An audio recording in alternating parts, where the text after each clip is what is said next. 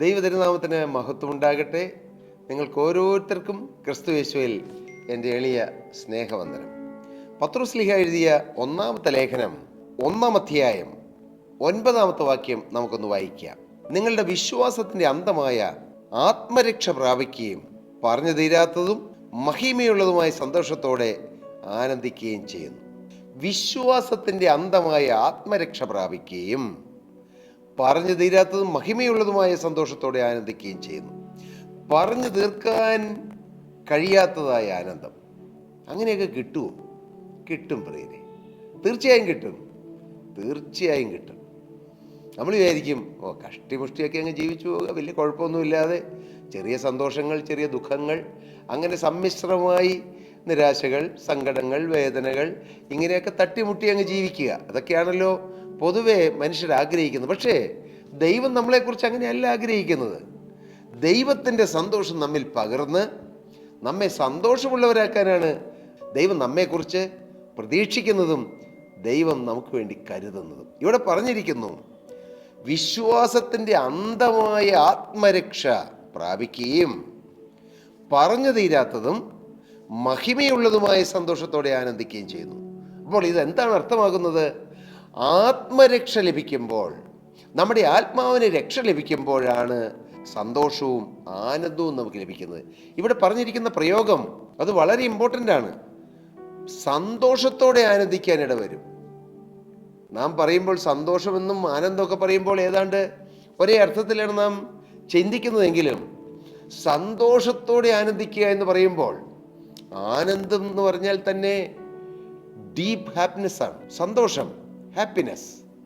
എന്നാൽ വളരെ ആഴമുള്ള സന്തോഷത്തിനാണ് ആനന്ദം എന്ന് പറയുന്നത്, അല്ലേ? തീർച്ചയായും അതെ. സന്തോഷത്തോടെ ആനന്ദിക്കാൻ ഇടവരിക എന്ന് പറഞ്ഞാൽ അതിൻ്റെ ആ വ്യാപ്തി, അതിൻ്റെ ആഴം, അതെത്ര വലുതാണ്. തീർച്ചയായും നമ്മുടെ കുടുംബങ്ങളിൽ അത് തരും. ഞാൻ ഇടയ്ക്കെല്ലാം നിങ്ങളോട് പറയാറുണ്ട്, ഇന്ന് ഞങ്ങളുടെ കുടുംബത്തിൽ 4 തലമുറകൾ ഒരുമിച്ച് ജീവിക്കുന്നുണ്ട്. ഞങ്ങളുടെ പിതാവ് ഏതാണ്ട് 87 വയസ്സായി, അമ്മ 85 വയസ്സാകാറാകുന്നു. ഞങ്ങൾ മക്കളുണ്ട്, ഞങ്ങളുടെ മക്കളുണ്ട്. ഇപ്പോൾ ഞങ്ങൾക്ക് കൊച്ചുമോനുണ്ട്, 3 വയസ്സായ കൊച്ചുമോനുണ്ട്. 4 തലമുറകൾ വിവിധ സാഹചര്യങ്ങളിൽ, വിവിധ പ്രായപരിധിയിൽ ജീവിക്കുന്നവർ. പക്ഷേ ഞങ്ങൾ ഒന്നിച്ചു കൂടുമ്പോൾ സന്തോഷമാണ് അവിടെ, ഐക്യമാണ് അവിടെ, സ്നേഹമാണ് അവിടെ, വലിയ സന്തോഷമാണ് ഞങ്ങളുടെ കുടുംബത്തിൽ. അത് പണത്തിന് തരാൻ കഴിയുന്നതല്ല. കുറേ പണമുണ്ടായാൽ സന്തോഷം ഉണ്ടാകുമെന്ന് പലരും ചിന്തിക്കുന്നു. ഒരിക്കലുമില്ല. പണമുള്ള എത്രയോ പേരാണ് നിരാശപ്പെട്ട് കഴിയുന്നത്. രാത്രി ഒന്ന് ഉറങ്ങാൻ പോലും കഴിയാതെ അങ്ങോട്ടും ഇങ്ങോട്ടും തിരിഞ്ഞും മറിഞ്ഞും, പിന്നീട് കുറച്ച് നേരം എഴുന്നേറ്റ് കുറച്ച് സിനിമ കണ്ട്, പിന്നീട് ഫ്രിഡ്ജിലിരിക്കുന്ന മദ്യമെടുത്ത് കുടിച്ച്, എന്നാൽ പോലും സന്തോഷമില്ലാതെ കഴിയുന്ന ഒത്തിരി ആളുകൾ. ലോൺലിനെസ്. നിങ്ങൾ കേട്ടിട്ടുണ്ടായിരിക്കും മെർലിൻ മൺറോ എന്ന മിസ് വേൾഡ്. കാലിഫോർണിയയിലാണ്, അമേരിക്കയിൽ. അവൾ അവിവാഹിതയായിരുന്നു. അവളെ വിവാഹം കഴിക്കാൻ ലോകത്തിലുള്ള അനേകം ഉന്നതനും ശ്രേഷ്ഠനുമായ ചെറുപ്പക്കാർ ആഗ്രഹിച്ചു. പക്ഷേ അവൾ വഴങ്ങിയില്ല, അവരെ ആരെയും മൈൻഡ് ചെയ്തില്ല. അവൾ കോടീശ്വരിയായിരുന്നു. ഞാൻ വായിച്ചത്, ഒരു പ്രാവശ്യം അവൾ ഒരു രത്ന ആഭരണം വാങ്ങിച്ചത് 10 ലക്ഷം രൂപ. അതൊക്കെ വെറും നിസ്സാരം, നമുക്കൊക്കെ ഒരു 100 രൂപ പോലെയേ ഉള്ളൂ. അവളെ സംബന്ധിച്ചിടത്തോളം 10 ലക്ഷം എന്നൊക്കെ പറഞ്ഞാൽ, അങ്ങനെ അത്രമാത്രം കോടീശ്വരിയായിരുന്നു. ലോകം മുഴുവൻ ആരാധക വൃന്ദങ്ങളുള്ള ആ സ്ത്രീ ആത്മഹത്യ ചെയ്തു ചെറുപ്രായത്തിൽ. എന്താണ് ആത്മഹത്യ ചെയ്യാൻ കാരണം?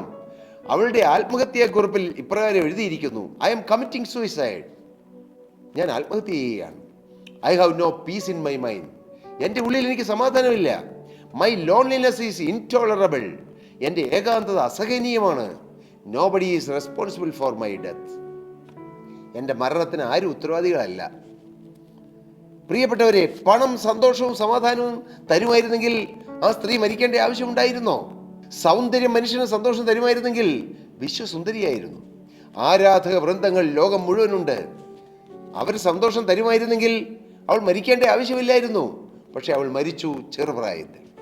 എൻ്റെ സഹോദരങ്ങളെ, പണമോ ആരോഗ്യമോ ബന്ധുജനമോ നമ്മുടെ കൂട്ടുകാരോ നമുക്കെന്തെല്ലാം ഈ ഭൂമി ലഭിച്ചാലും ശാശ്വതമായ സന്തോഷം കിട്ടുകയില്ല.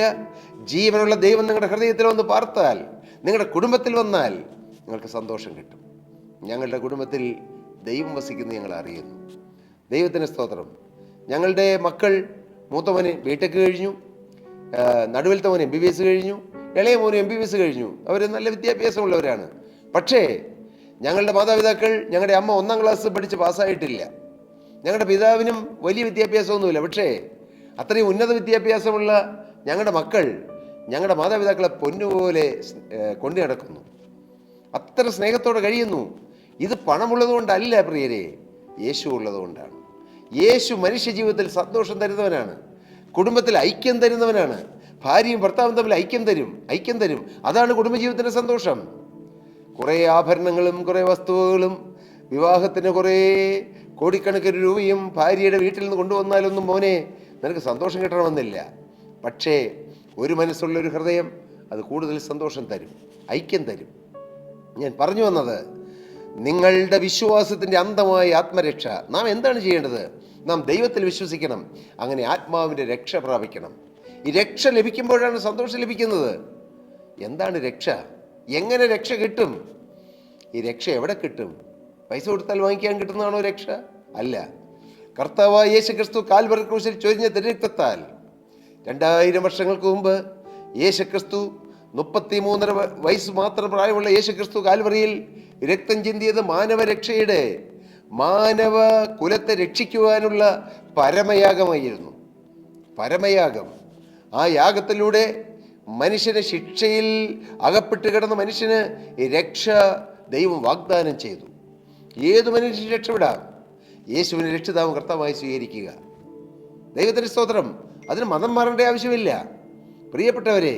അതിന് സഭ മാറുകയോ കക്ഷി മാറുകയോ ജാതി മാറുകയോ ചെയ്യേണ്ട ആവശ്യമില്ല. യേശു ഹൃദയത്തിൽ വരും. അപ്പോസ്തല പ്രവൃത്തികളിൽ പത്രോസ് അപ്പോസ്തലൻ പറയുന്നു, ഏത് ജാതിയിലും മതത്തിലും വർണ്ണത്തിലും ആ നിത്യനായ ദൈവത്തെ വിളിച്ചപേക്ഷിക്കുന്നവർക്ക് ദൈവം സമീപസ്ഥനാണ്, അവരുടെ അടികിലേക്ക് വരും. അന്യജാതിക്കാരനായിരുന്ന കൊർന്നല്യോസിന്റെ ഭവനത്തിൽ ജീവനുള്ള ദൈവത്തെ വിളിച്ച് പ്രാർത്ഥിച്ചപ്പോൾ കൊർന്നല്യോസിന്റെ ഭവനത്തിലേക്ക് ഇറങ്ങി വന്നു ജീവനുള്ള ദൈവം. അതേ പ്രിയരെ, ദൈവത്തിന് മതമില്ല, ജാതിയില്ല, വർണ്ണമില്ല, വർഗമില്ല, ഭാഷയില്ല, വ്യത്യാസങ്ങളില്ല. ദൈവം തൻ്റെ കൈപ്പണിയായി മനുഷ്യനെ കാണുന്നു.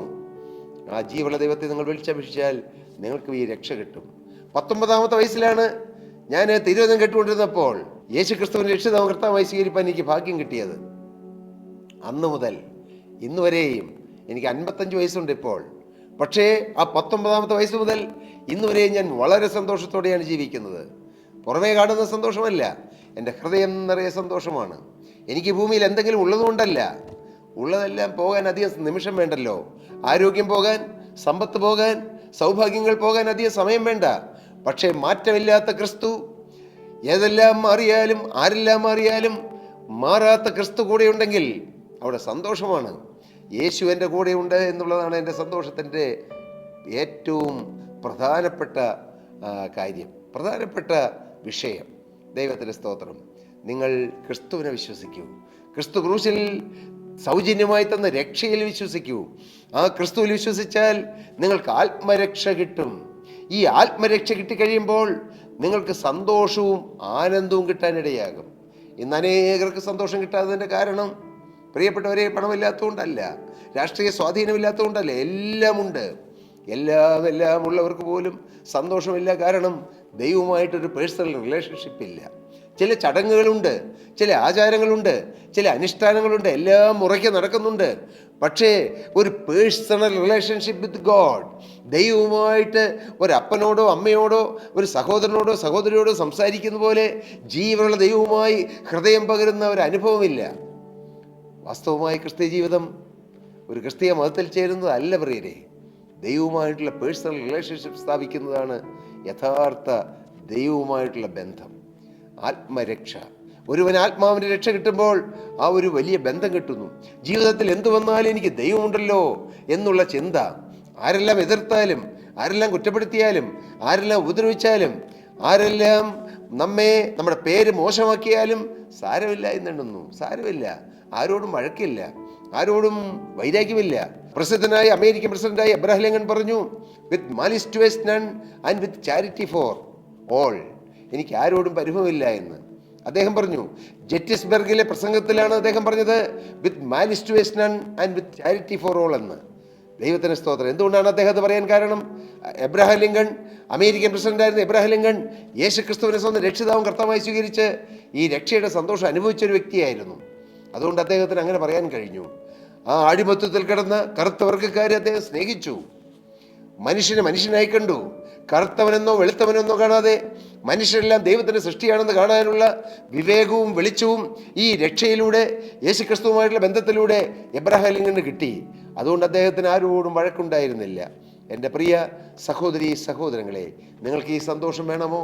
സന്തോഷത്തിൽ ആനന്ദിക്കാൻ നിങ്ങൾക്ക് കഴിയണമെങ്കിൽ ദൈവത്തിൽ വിശ്വസിക്കൂ, ആത്മരക്ഷ പ്രാപിക്കൂ. ആത്മാവിന് രക്ഷ കിട്ടിക്കഴിയുമ്പോൾ ഈ മഹാസന്തോഷം നിങ്ങൾക്ക് ലഭിക്കും. അതിനിടയാകട്ടെ എന്നാണ് എൻ്റെ പ്രാർത്ഥന. എൻ്റെ ആശംസ അത് തന്നെയാണ്. ദൈവം നിങ്ങളെ അനുഗ്രഹിക്കട്ടെ എന്നാണ് എൻ്റെ ഹൃദയം നിറഞ്ഞ പ്രാർത്ഥന. ദൈവം നിങ്ങളെ അനുഗ്രഹിക്കട്ടെ. ദൈവനാമം മഹത്വപ്പെടട്ടെ. പ്രിയ സഹോദരി സഹോദരങ്ങളെ, നിങ്ങൾക്ക് ഏതെങ്കിലും പ്രാർത്ഥനാ വിഷയങ്ങളോ, നിങ്ങൾ വലയുന്ന വിഷയങ്ങളോ, നിങ്ങളെ നിരാശപ്പെടുന്ന വിഷയങ്ങളോ എന്തെങ്കിലും ഞങ്ങളുമായി ഷെയർ ചെയ്യാൻ നിങ്ങൾ ആഗ്രഹിക്കുന്നെങ്കിൽ താഴെ കാണുന്ന നമ്പറിൽ ഞങ്ങളുമായി കോൺടാക്റ്റ് ചെയ്യുക.